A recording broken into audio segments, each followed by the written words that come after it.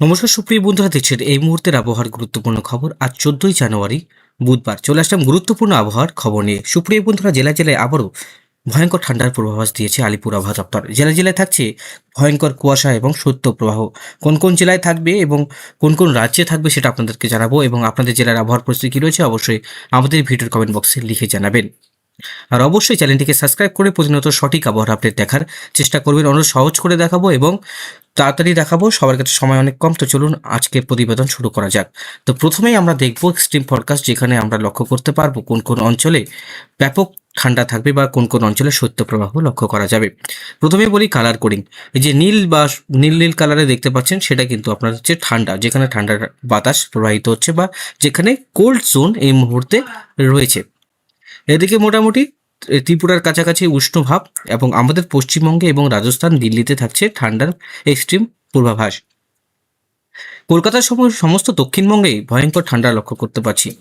কলকাতা, শ্রীরামপুর, হুগলি থেকে শুরু করে পান্ডুয়া, আরামবাগ, কুতুলপুর, বিষ্ণুপুর থেকে শুরু করে চন্দ্রকোনা, ঝাড়গ্রাম থেকে শুরু করে দেওঘর, ভাগলপুর থেকে শুরু করে সারসা, সাইওয়ান, গোরাখপুর থেকে শুরু করে এই সমস্ত অঞ্চলে ব্যাপক এক্সট্রিম কিন্তু ঠান্ডা আমরা লক্ষ্য করতে পারছি।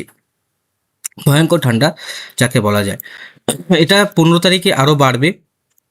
16 তারিখ, 17 তারিখে সেম কন্ডিশন থাকবে। 19 তারিখ থেকে আবার কম হওয়ার সম্ভাবনা রয়েছে। দেখা যাক, যে অতদিনের আপডেট আমরা যাব না। বৃষ্টির যেটা প্রতিবেদন সেটা আপনাদেরকে তুলে ধরছি। বৃষ্টি মোটামুটি এখন নিম্নচাপ যেটা রয়েছে একদম শ্রীলঙ্কা উপকূলে রয়েছে। আচ্ছা, এদিকে গরম ভাব আমরা লক্ষ্য করতে পারছি, উষ্ণ একটা ভাব আমরা লক্ষ্য করতে পারছি। আর একটা মেন বিষয় আপডেট হচ্ছে 2026-এ মার্চ এপ্রিলে এপ্রিলে কিন্তু এল নিনো সক্রিয় হবে।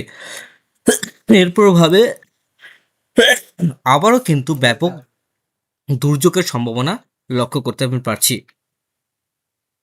মোটামুটি 13 তারিখ, 15 তারিখ, তারপর 16 তারিখ এবং 17 তারিখ, এই সমস্ত দিনগুলোতে কিন্তু ঠান্ডাটা সেম থাকবে, মানে সমান থাকবে।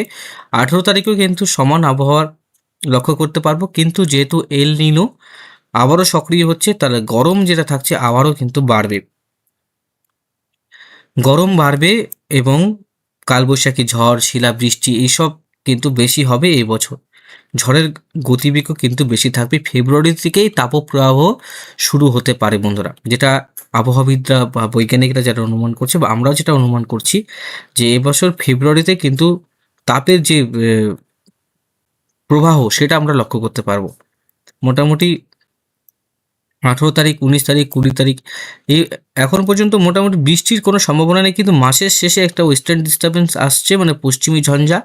এই পশ্চিমী ঝঞ্ঝার এখান থেকে শুরু করে আপনার 24 তারিখ থেকে শুরু করবে। 25 তারিখ, 26 তারিখ দেখুন, এই যে স্নোফল, এই যে পশ্চিমী ঝঞ্ঝা এখান থেকে 26 তারিখ পর্যন্ত আমাদের রাজ্যে প্রবেশ করে যাবে। এর প্রভাবে 25, 26 সমস্ত অঞ্চলে কিন্তু গ্যাংটক, সিকিমে বলুন, সমস্ত অঞ্চলেই কিন্তু তুষারপাতের সম্ভাবনা থাকছে। 27 তারিখেও কিন্তু তুষারপাত থাকবে। 28 তারিখেও কিন্তু তুষারপাত আমরা লক্ষ্য করতে পারবো না। সমস্ত অঞ্চলে কিন্তু তুষারপাত আমরা লক্ষ্য করতে পারবো বন্ধুরা। তো আশা করি আমি আপনাদেরকে বোঝাতে পারলাম যে একটা পশ্চিমী ঝঞ্ঝা আসছে। মাসের শেষে একটা বৃষ্টির সম্ভাবনা লক্ষ্য করতে পারছি জানুয়ারিতেই। তো বৃষ্টির সম্ভাবনা প্রায় বলতে গেলে প্রায় 40%। তার মধ্যে যেটা আছে 70% হোক, 80% হোক বা 60%ই হোক না কেন, তো আপনার মোটামুটি বৃষ্টির সম্ভাবনা আপনাদেরকে যেটা বলে রাখছি 40% রয়েছে, আর 60% বৃষ্টি হবে না, এরকম আমরা একটা আনুমানিক লক্ষ্য করতে পারছি। কিন্তু আমরা এই যে অঞ্চলটা রয়েছে কাশ্মীর, সমস্ত অঞ্চলে, এই সমস্ত অঞ্চলে স্নোফল থাকবে, মানে বরফ, প্রচুর বরফ পড়বে আমরা লক্ষ্য করতে পারছি এই অঞ্চলগুলোতে। লাদাখ, সিকিম, সিকিমেও বরফ পড়বে, প্রচুর বরফ পড়বে মাসের শেষের দিকে। আমরা স্নোফল লক্ষ্য করতে পারছি, মানে বৃষ্টির সম্ভাবনা যখন তৈরি হয় শীতের দিনে, তখন কিন্তু একটা স্নোফলটা থাকে। নিচের দিকেও অনেক সময় স্নোফল হয়ে যায়, অনেক বছর ধরে মানে কিন্তু স্নোফলটা হয়নি। কিন্তু আমরা লক্ষ্য করতে পারছি দার্জিলিংয়ের ঠিক রিম্বির কাছাকাছি, বাংলার কাছাকাছি স্নোফল হয়ে যেতে পারে, আমরা লক্ষ্য করতে পারছি। এখানে লক্ষ্য করতে পারছি রিম্বি, গ্যাংটক, তমসকো, এই সমস্ত অঞ্চলে, গ্যাংটকও কিন্তু আমরা লক্ষ্য করতে পারছি যে স্নোফল হতে পারে এই অঞ্চলগুলোতে। দেখা যাক কি হয়। গ্যাংটকে তো অনেক বছর হলো যে বরফ পড়েনি। উপর দিকে পড়েছে, কিন্তু নিচের যে অঞ্চলগুলো আছে সেখানে কিন্তু এখনো পর্যন্ত বরফের দেখা নেই। জলবায়ু পরিবর্তন হয়েছে। এখনকার যেটা আপডেট থাকবে, কয়দিন দেখবেন মেঘলা আকাশ থাকবে এবং দিনের তাপমাত্রা কিন্তু কম থাকবে, রাতের যে উষ্ণতা সেটা কিন্তু বাড়বে। এটা হচ্ছে আপডেট।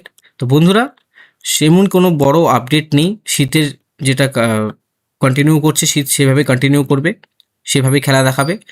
এবং যেটা নতুন করে আপডেট সেটা হচ্ছে আকাশ মেঘলা থাকবে এবং কুয়াশা আর হচ্ছে শৈত্যপ্রবাহ সেটা বাড়বে 17 তারিখ পর্যন্ত। তারপরে কিন্তু আস্তে আস্তে আবার কন্ডিশন অন্য চেঞ্জ হবে বন্ধুরা। দেখা যাক কি হয়।